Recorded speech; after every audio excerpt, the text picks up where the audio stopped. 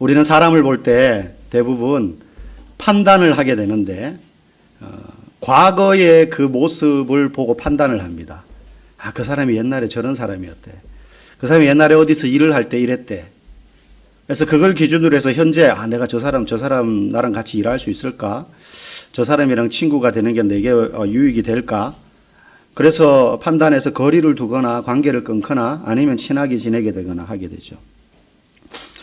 오늘 본문에 등장하는 아나니아라는 사람도 그런 사람이었습니다. 그런 마음을 적어도 가지고 있었어요. 이제 사울이 우리가 지난 시간에 봤지만 예수 믿는 사람들을 결박하고 감옥에 가두고 체포하고 심지어 때려 죽이는 일까지 했던, 그리고 그 일을 하기 위해서 다메섹이라는 지금의 다마스커스 거기로 가다가 일행들과 함께 가다가 부활하신 예수님을 만납니다. 그리고는 그분 앞에 꼬꾸라지면서 눈이 멀어요. 눈은 떴는데 보이지 않습니다. 그리고 같이 갔던 사람들이 있었지만 사울만 그 예수님을 보았어요. 주여 누구십니까? 나는 네가 박해하는 예수다. 그 음성 앞에 사울이 꼬꾸라집니다. 꼬꾸라져요. 이제 그런 일이 있고 난 다음에 하나님께서 또 다른 사람에게 나타납니다. 아나니아라는 사람입니다. 이 사람은 직가라는 동네에서 기도하고 있었어요. 기도하는데 예수님께서 나타나셔서 이야기하시는 거예요. 너 저기 가면 사울이란 사람이 있을 거야. 그 사람을 만나서 그에게 그를 위해 기도하고 세례를 주라. 근데 아나니아는 알고 있는 거예요. 저 사람이 과거에 어떤 사람이었는지, 사울이라는 사람에 대한 소문을 너무 많이 들어서 가기를 두려워하고 주저합니다. 그래서 얘기하는 거죠. 주님, 소문 들었습니다. 저 사람도 어떤 사람인지. 저같이 예수 믿는 사람들 잡아 가두려고 이리저리 뛰어다니면서 미친 듯이 그냥 날뛰던 사람이에요. 근데 도망가도 고사한데 그 사람한테 가라고요? 저 못 갑니다. 못 간다는 말은 없지만 그런 마음이었을 거예요. 여기서 사실 주님과 우리의 차이가 드러나죠. 사람을 대하는. 우리는 과거의 그의 모습을 보고 현재의 그 사람을 판단하지만 주님은 그 사람의 미래를 보고 대하십니다. 지금 그 모습이 어떠하든지 과거에 그가 어떠했든지 상관없이 그의 미래의 모습을 보시고 그를 일꾼으로 사용하시기도 하신다는 거예요. 그 증거가 바로 저와 여러분들이에요. 만약에 하나님께서 저와 여러분들을 과거의 모습을 보고 판단했다면 이 중에 구원받을 수 있는 사람 아무도 없을지도 몰라요. 아마 이 중에는 모태신앙도 있을 겁니다. 부모님이 예수를 믿어서 태어나 보니까 나는 교회 다니고 있는 거예요. 근데 모태신앙이라 할지라도 그 사람이 인격적으로 예수님을 나의 구세주로 영접하게 되는 건 또 다르거든요. 그래서 모태신앙인 중에 2대째, 3대째 예수 믿는 가정에서 태어났음에도 불구하고 예수를 안 믿는 사람들이 종종 있습니다. 내가 믿고 싶다고 해서 막 믿어지는 것도 아니니까요. 그래서 모태신앙을 가지고 있지만 실제 모든 것을 못하는 신앙인이 되어버리기도 하죠. 반면에 세상에서 살다가 어느 순간 예수를 믿게 되신 분들, 그분들은 너무 잘 알 겁니다. 과거의 내 모습이 어떠했는지. 어떤 사람은 복음에 대해서 무관심했을 것이고 어떤 사람은 복음에 대해서 적대적이었을 겁니다. 이 사울처럼 막 예수 믿는 사람들을 잡아가두고 뭐 그런 마음은 없을지라도 조롱하고 비난하고 정신 빠진 사람들이나 교회 가가지고 앉아있는 거지. 저기 가가지고 뭐 하고 있냐. 그렇게 비난하던 분들도 아마 이 중에 계실 수 있을 겁니다. 그런데 그런 모습으로 우리를 만약에 하나님이 판단하셨다면 우리는 아무도 구원받을 수 없어요. 그렇지 않습니까? 성경은 분명히 말하거든요. 하나님이 우리를 사랑하시는데 우리가 아직 십자가의 원수로 있을 때, 우리가 죄인이었을 때 우리를 사랑하셔서 자기 아들을 죽는데 내던져 주셨다고 하셨거든요. 그러니까 우리가 죄인이었던 과거를 보면 그대로 만약에 판단하면 우리는 구원 못 받아요. 그런데 우리를 구원해 주셨잖아요. 예수님이 부활하셔서 고향에 가가지고 고기잡이하고 있는 베드로에게 나타나셨을 때도 한 번도 만약에 제가 예수님이었으면 어미 꾸짖으면서 지난밤에 네가 한 일을 알고 있다. 정신 차려라 이놈아. 그러면서 회개해. 그러면서 막 다그쳤을 거예요. 근데 예수님은 그러지 않으셨어요. 지난밤에 베드로가 뭐 했는지 베드로야, 내 눈을 봐라. 뭐 깨달아지는 게 없니? 뭐 이러지도 않으셨어요. 괜히. 그러니까 더 가슴이 아프죠. 이런 방구 없이 네가 나를 사랑하느냐? 네가 나를 사랑하느냐? 사실 조금 예수님이 고단수이신 것 같아요. 그냥 너 며칠 전에 나 배신한 거 생각나지? 차라리 그렇게 직설적으로 물으면 죄송합니다 이러면 될 텐데 너 나 사랑하니? 이러니까 이게 넙죽 엎드리기도 그렇고 애매한 거죠. 근데 계속 묻습니다. 3번이나. 너 나 사랑하니? 너 나 사랑하냐고. 그게 더 가슴이 아파요. 예수님은 지난날 베드로가 어땠는지 전혀 책임을 캐묻지 않으셨어요. 만약에 예수님이 저와 여러분들을 지난날의 모습을 보고 책임을 캐묻기 시작하면 여기 멀쩡하게 앉아서 지금 오늘 와 있는 사람 아무도 없을 거예요. 다 어딘가 절고 깨져서 붕대 감고 막 닌겔 꼽고 누워있고 아마 그럴지도 몰라요. 근데 주님 그렇게 하지 않으시고 다 묻지 않으시고 베드로에게 앞으로 네가 복음을 위해서 어떤 삶을 살아갈지에 대한 사명만 가르쳐 주셨어요. 저와 여러분들도 그렇게 해서 구원을 받은 거예요. 그리고 오늘 이 사울도 똑같이 대하십니다. 아나니아는 과거의 사울의 소문을 듣고 저 그 사람한테 못 갑니다. 예수님이 나타나셔서 그에게 명령하셨는데도 못 가는 거예요. 그런데 주님은 이 사울을 그 모습 그대로 앞으로 어떻게 될 것인지를 바라보시면서 있는 모습 그대로 그를 받아주신다는 거예요. 과거에는 비록 어땠을지 몰라도 앞으로 우리가 하나님을 위해서 어떤 삶을 살 것인지에 대하여 주님은 저와 여러분들에게 더 많은 관심이 있으시다는 사실을 여러분 믿으시기 바랍니다. 제가 신학교 갔을 때 제 주변에 저는 그래도 뭐 모태신앙은 아니지만 믿는 가정에서 어릴 때부터 생활해서 나름 곁길로 한 번도 안 빠지고 학교, 집, 교회 이렇게만 이렇게 쭉 놀랍게도 저는 잘 놀게 생겼지만 그럴지 모르지만 나이트클럽 뭐 무도회장 이런 데 한 번도 가보지 않았어요. 한 번도 가볼 생각도 못 해봤고 그 근처도 안 지나갔습니다. 심지어 저는 고등학교 때 어땠냐면 최영 장군님은 황금 보기를 돌같이 하라 그랬는데 저는 여자 보기를 돌같이 해야 된다라는 생각에 은혜 받고 난 다음에요. 길거리 걸어가면 이렇게 이쁜 여자분이 이렇게 오잖아요. 그러면 눈 감거나 돌렸어요. 안 믿어지시죠? 막 한참 은혜 받을 때는 막 이렇게 그래야 되겠다는 생각이 막 들 정도. 제가 지금 얼마나 신실했냐 이런 이야기를 하는 게 아닙니다. 우리가 어떤 삶을 살게 될 것인지 과거의 모습을 보시지 않고 여러분에게 기대한다는 거예요. 그래서 어제보다 더 나은 오늘보다 더 나은 순종을 하나님은 저와 여러분들에게 기대하시는 줄 믿습니다. 하나님은 회심한 사울을 그대로 두시지 않고 이 사울을 위해서 아나니아라는 사람을 미리 준비하고 계세요. 오늘 본문을 자세히 읽어보면요.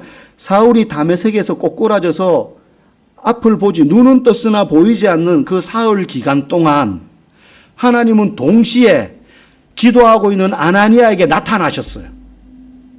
사울이 그러고 있는데 아나니아에게 나타나셔서 미리 말씀하시는 거예요. 이러저러한 일이 지금 사울이라는 사람에게 일어났는데 너 그러니 사울에게 가서 이런 일을 해라. 이런 일을 해라. 사울은 지금 보지도 못하고 먹지도 못하고 사흘 동안 그렇게 깜깜한 중에 있는 거예요. 그 와중에 아나니아에게 나타나셔서 그 상황을 다 알려주시고 사울에게 가라고 하십니다. 하나님은 때로요, 우리가 이해할 수 없는 문제에 둘러싸여 있을 때, 사실 사울도 이 상황을 이해하지 못해요. 자기에게 지금 무슨 일이 일어났는지, 왜 내가 지금 이런 상황에 처했는지, 조금 전까지만 해도 기세등등해서 무서울 것 없이 다메섹으로 예수 믿는 사람들 잡으려고 가던 중이었는데 지금은 무능해졌어요. 할 수 있는 게 아무것도 없어요. 자기 앞가림도 하기 어려워졌어요. 이제 내가 어떻게 해야 되지? 내가 평생을 앞을 못 본 채로 이렇게 살아야 되나? 나는 뭐 해먹고 살아야 되나? 이런 걱정부터 시작해서 오만 생각. 여러분, 멀쩡하게 일 잘하던 사람이 갑자기 두 다리를 교통사고 나서 잘랐어요. 여러분, 어떤 생각이 들 것 같습니까?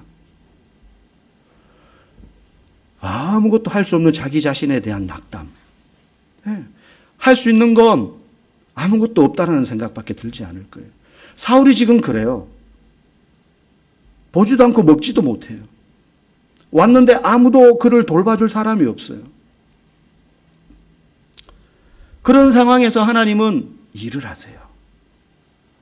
켜켜이 쌓여서 해결할 수 없는 문제 속에 들어가 있을 그때 뭐 하나 이루어지는 거 없는 것처럼 보이는데 하나님은 그때도 일을 하고 계신다니까요.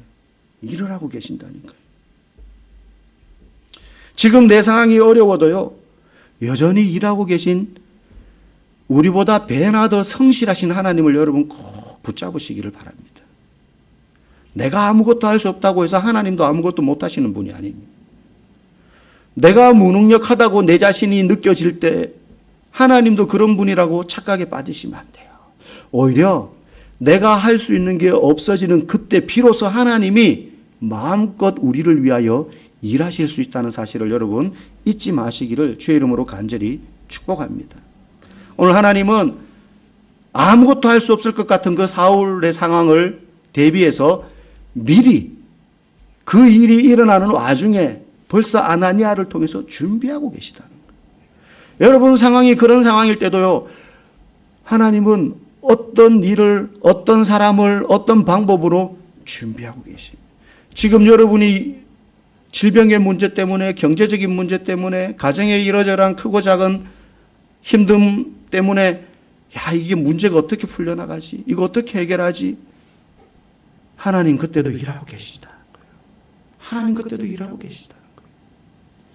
우리는 지혜가 짧아 지나고 나면 하나님 그때 그렇게 일하셨구나.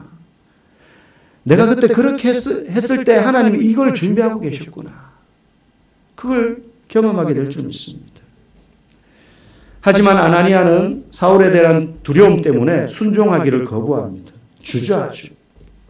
여러분 하나님이 성도에게 어떤 일을 시키실 때 그걸 좀 고상한 말로 사명을 주신다고 하죠. 사명이라 그러면 막 저기 외국에 나가서 막 목숨을 던지면서 선교하는 것만 사명이 아니라 우리가 일터에서 일하고 가정에서 주부로서 살면서 감당하는 그리스도인의 책임도요 사명이에요. 사명이에요. 하나님 저는 집에서 밥하고 설거지하고 청소하는 것밖에 할 줄 아는 게 없는데요. 제가 할 수 있는 사명이 뭡니까? 밥을 맛있게 하세요. 가족들을 위해서. 장석껏 준비하고요. 사랑을 담으세요. 그리고 기도하면서 음식을 준비하고 가족들을 잘 돌보세요. 그러면 그게 주부로서의 그리스도인의 사명을 다하는 거예요. 우리 모두가 죽는 데 가서 복음을 전할 수는 없잖아요. 다 그런 사명을, 똑같은 사명을 주시는 게 아니거든요. 하나님이 사명을 주실 때는요, 그런 일을 하시는 분이나 가정에서 주부로서 사명을 감당하는 사람이나 직장에서 일하면서 사명을 감당하는 사람이나 모든 그리스도인에게는요, 나름대로의 고난도 같이 주십니다. 고난도 같이 주세요. 오늘 본문에 보면 아나니아는요, 사울을 위험한 사람이라고 생각했어요. 하나님, 하고 많은 사람 중에 왜 저를 그 일을 부르십니까?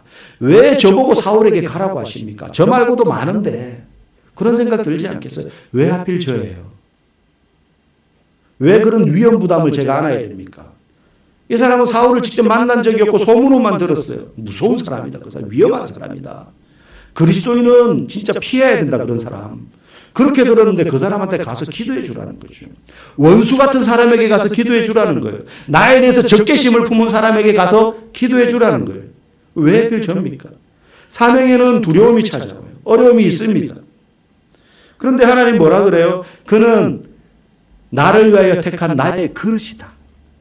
나를 위하여 택한 나의 그릇이다. 사울 입장에서도 마찬가지입니다. 사울은 지금 아직 자기는 사명을 받지 못했어요. 그런데 아나니아에게 사울의 사명에 대해서 하나님이 말씀해 주세요. 오늘 16절에 보니까 그렇게 말씀하죠. 그가 나를 위하여 어떤 고난을 받아야 될지 가서 그에게 말해주라. 마치 베드로에게 말씀하셨던 것처럼 사울에게도 아나니아야 네가 가서 사울 네가 나를 위하여 어떤 고난의 삶을 살아야 될지 네가 전해줘라. 더 두렵지 않겠습니까? 좋은 말, 축복의 말을 해주는 것도 두려운데 당신 이제 고생길이 열렸어. 그렇게 핍박하던 예수님, 그 예수님을 위해서 당신이 핍박을 당하고 고난당하는 인생을 살게 될 거야 라고 예수님이 당신에게 전해주래요. 이 얘기를 하러 가라는 거지. 그러니까 아나니아 입장에서 얼마나 하기 싫겠어요. 그 말을. 좋은 말을 해줘도 될까 말까 한데. 사명을 감당할 때는요, 크고 작은 어려움이 찾아와요. 내 유익을 포기해야 될 때도 있고요. 나의 즐거움과 나의 발전을 위해서 이런 일을 배우고 시간을 투자하고 물질을 투자해야 되는데 그걸 포기하고 그걸 다른 사람을 위해서 때로는 복음을 전하는 일에 써야 될 때도 있어요. 써야 될 때도 있어요. 오늘 강대상에 보니까는 예쁜 꽃이 이렇게 있잖아요. 저는 막 꾸미고 이런 거에 대한 감각도 없고 관심이 별로 없어서 아무것도 없었는데 분명히 어제 저녁까지 아무것도 없었는데 아침에 오니까 이게 있어가지고 무슨 일이지 했더니 어떤 집사님이 보니까 갖다 놓으신 거예요. 자기가 보다 너무 썰렁해가지고 갖다 놨대요. 너무 감사한 일이죠. 근데 이것도 싸지 않을 거예요. 얼마인지는 모르지만. 근데 이거 맛있는 거 하나 더 사 먹을 수 있는 돈이잖아요. 어떻게 보면. 근데 주를 위해서 헌신하는 거죠. 우리 교회 크고 작은 그런 헌신들을 많이 하십니다. 청소 도구를 사놓는다든지 음식을 준비한다든지 뭐 하나 갖다 놓는다든지 우리가 뭔가 내 유익을 위해서 포기해야 되는 어려움들이 사명을 감당하려고 하는 성도에게는 있단 말이죠. 여러분 교회를 다니면서 자기 눈에 들어오는 뭔가 부족해 보이는 거 있죠. 그게 그날 하나님이 그에게 주는 사명이라고 여러분 생각하십시오. 그러면 그냥 하는 겁니다. 하는 거예요. 그게 사명을 감당하는 자에게 주어지는 책임이죠. 하나님은요, 내가 실력을 잘 갖춰서 주를 위하여서 일할 수 있는 모든 환경이 조성되었을 때 우리를 부르시는 게 아닙니다. 이번에 지난주에 청년 다니엘 기도회 3일간 금토일 이렇게 했었는데 그 중에 한 강사가요, 딱 봐도 예수 믿는 사람처럼 안 생기고 날라리처럼 자기가 자기를 그렇게 표현해요. 청년인데 날라리처럼 자기는 막 나이트클럽 가고 뭐 춤추는 데 가고 이런 클럽 가고 이런 거 엄청 좋아하는데 하나님이 자기에게 어떤 일을 하라고 사명을 주셔서 그 일을 하기 시작하는데 성경 앱을 개발하는 사명을 주신 거예요. 그래서 초원 성경이라는 앱을 개발했는데 그걸 개발하니까 거기에 성경 앱을 개발하고 나니까 클럽을 못 가겠대요. 자기가. 너무 가고 싶은데. 가서 막 춤추고 놀고 싶은데 성경 앱을 개발하는데 그러는데 가면 안 되잖아요. 자기 이제 그걸 포기해야 되는 거죠. 포기해야 되는 거죠. 그러면서 하나님 왜 자기를 그런 일에 쓰시는지 모르겠다. 나보다 경건하고 준비된 사람들 많은데. 그래서 그날의 강의 주제가 뭐였냐면 준비되지 않은 자를 위하여 일하시는 하나님의 이야기였어요. 우리는 다 준비되고 돈도 준비되고 실력도 준비되고 자격도 갖췄을 때 하나님이 나를 쓰신다고 생각하잖아요. 아니라는 거예요. 모세 보십시오. 애굽의 궁궐에 있을 때 그야말로 자격이 있었잖아요. 공주의 아들이죠. 권력이 있었죠. 신분이 있었습니다. 힘이 있었습니다. 지식이 있었고 젊음이 있었어요. 그런데 하나님은 그를 버리다시피 무관심하게 쓰지 않으셨어요. 그런데 80 노인이 되어서 이름 없는 사람들의 기억에 다 잊혀진 이름 없는 장인의 집에 얹혀 살면서 양이나 치는 노인 양치기가 되었을 때 하나님이 그를 부르세요. 아니 하나님 준비됐을 때는 나를 쓰시지 않더니 근데 하나님이 원하시는 준비는 그런 게 아니었거든요. 하나님이 원하시는 준비는 뭐냐? 힘 다 빠지기를 기다리신 거예요. 이빨만 빠지는 게 아니라 힘도 다 빠지는 거예요. 베드로 보십시오. 혈기왕성해서 예수님 따라다닐 때 다른 사람들 다 주님을 버릴지라도 저만은 주님을 버리지 않겠습니다. 저는 주님을 위하여 죽겠습니다. 그렇게 할 때는 예수님이 이런 방구 듣지도 않으셨어요. 네가 나를 부인할 거야. 오히려 저주에 가까운 예언을 하셨어요. 그런데 그가 그 예언대로 예수님을 부인하고 스스로에게 너무 낙심해서 고향에 가가지고 고기잡이나 하고 있을 그때 예수님이 찾아오는 거예요. 어쩌면 베드로 마음에는 아니 그 전에 나에게 그런 사명을 주시지 않더니 이제 와가지고 나 이제 다 포기하고 안 하려고 하는데 왜 사명을 주세요? 이런 생각했을 수도 있습니다. 그런데 예수님은 그때 베드로에게 사명 주시는 거예요. 공통점이 뭐예요? 힘 다 빠져서 주님을 의지할 수밖에 없습니다 라는 그런 상태가 되었을 때 옳지 하면서 이제 건져서 잡아서 쓰시는 거예요. 하나님 쓰기 좋도록 기다리시는 거죠. 오늘 사울도 그렇게 만드시고 아나니아도 그렇게 쓰십니다. 이제 결국 아나니아가 사울에게 가서 안수하자 드디어 그의 눈이 열리고 앞을 볼 수 있게 되고 세례를 아나니아를 통하여 받게 됩니다. 아나니아도 사울도 하기 싫었지만 그리고 왜 내게 이런 일이 생겼는지 이해할 수 없었지만 어느 순간 그들의 뜻과 계획과 상관없이 하나님의 역사 가운데 들어와 있게 돼요. 하나님이 일하시는 그 사역 가운데 있게 됩니다. 오늘 아나니아가 사울에게 가서 한 첫 마디가 뭐냐? 17절에 보니까 예수께서 나를 보내어 내가 왔다는 거예요. 그 말 속에는 나 진짜 오기 싫었거든. 그래서 거부도 했었어. 근데 예수님 나보고 가라고 하시니까 어쩔 수 없어. 지금 아나니아는 즐겁지 않아요. 야, 사울이라는 사람이 회심했대. 이런 기대를 안고 온 게 아니라 가라고 해서 가긴 가는데 그 양반 소문 들으니까 가다 잡히면 난 일바따로 죽겠는데 혹시 이게 사기면 어떡하지? 뭐 이런 염려 있지 않았겠어요? 저 같으면 끝까지 의심했을 것 같아요. 예수님 말씀. 가라 그래서 왔는데 내가 잘못 들은 거면 어떡하지? 뭐 이런 생각. 그런 마음으로 왔어요. 그래서 예수께서 나를 보내서 온 거지 내가 오고 싶어서 온 거 아니야. 그런데 주님은 말씀하시는 거예요. 결국 네가 하는 게 아니라 내가 한다. 아나니아야, 너 하기 싫지? 가기 싫지? 왜 하필 죄예요? 이 생각 들지? 네가 하는 거 아니야. 내가 하는 거야. 내가 하는 거야. 구약에 보면 그런 사람 또 있어요. 요나라는 선지자, 물고기 뱃속에 들어갔던 요나 이야기 아시죠? 요나는 선지자였어요. 선지자는 하나님의 스피커예요. 하나님이 야, 너 가서 거기 가서 이 말을 외쳐. 그러면 싫든 좋든 가서 외치는 거예요. 그래서 구약의 많은 선지자들이 이스라엘과 유대 남쪽 북쪽으로 갈라졌을 때 가서 외치는 내용이 뭐냐 하면 하나님 말씀 안 듣는 너희들 이대로 살면 하나님이 너희들 심판할 거야. 아무도 듣기 싫어하는 좋아하지 않는 말이라도 가서 이 말 전해. 심지어 왕 앞에 가서 이 말해. 언제 목이 댕강 날아갈지 모르는데 하라니까 가서 해야 되는 사람이 선지자예요. 근데 요나에게는 어떤 명령이 내려지느냐 하면 니느웨로 가라. 가서 회개해라. 너희들의 죄를. 너희 회개하지 않으면 하나님이 니느웨를 멸망시킬 거야. 라고 회개의 메시지를 전해. 근데 요나는 가기 싫었어요. 왜?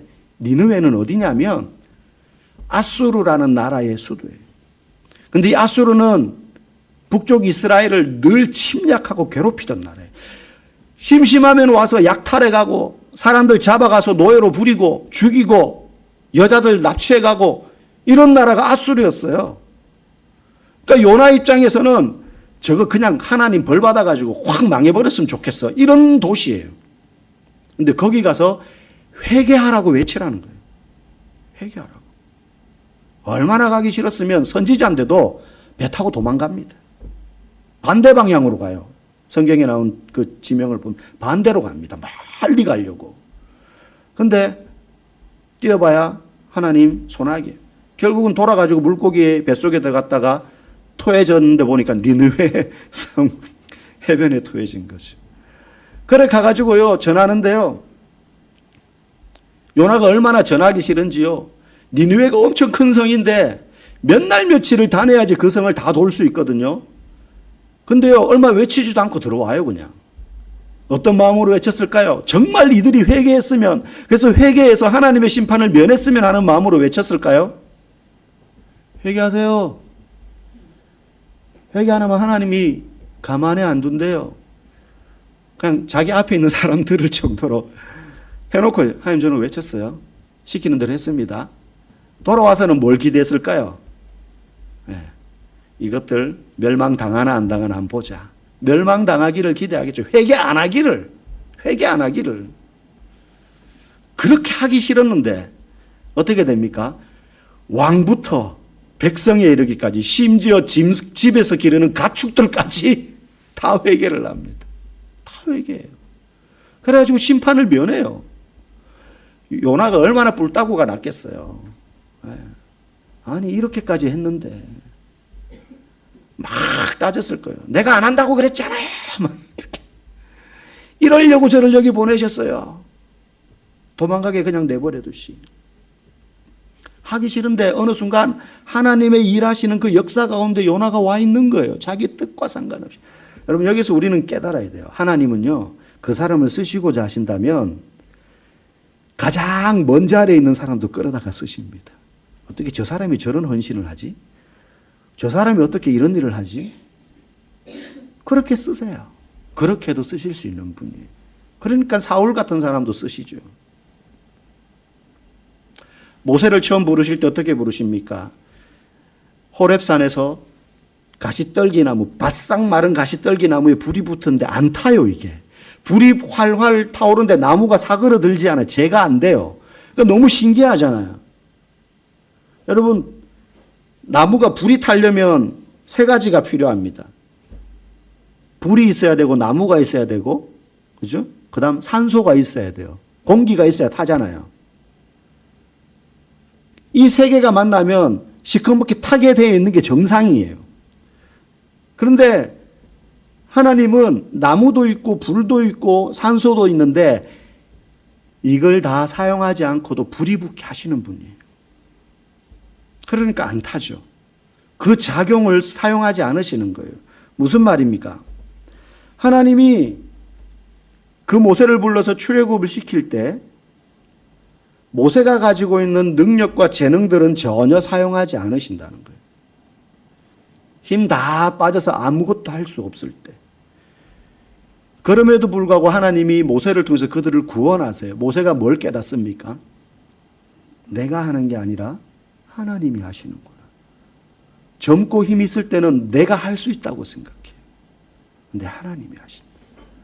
그래서 하나님께 쓰임받는 사람은 돈이 많고 똑똑하고 경험이 많고 힘이 있는 사람을 쓰는 게 아니고 나는 아무것도 못하지만 하나님이 쓰신다고 하면 나는 하나님 크기의 일을 할 수 있다. 내 크기의 일이 아니라 하나님 크기의 일을 할 수 있다. 그렇게 하나님께 온전히 자신을 내어드리는 사람, 그 사람이 하나님께 쓰임받는 줄 믿습니다. 오늘 사울은 하나님께 쓰임받도록 힘을 쫙 빼버렸습니다. 그래서 결국 사용되어지는 거예요. 나이와도 상관없고 가진 것과도 상관없습니다. 오늘 하나님은 우리를 위해서 성실하게 일하시는 분이다. 그리고 그분은 하나님을 의지하는 사람을 부르신다. 내가 하려고 하는 게 아니라 하나님이 하신다. 나에게는 그럴 만한 능력이 없습니다. 그 마음으로 하나님 앞에 자신의 마음을 온전히 내어드리고 자신의 무능과 무지와 그리고 연약함을 온전히 인정함으로 하나님께 쓰임받는 우리 모두 또 그런 우리 교회가 되기를 주의 이름으로 간절히 축복합니다.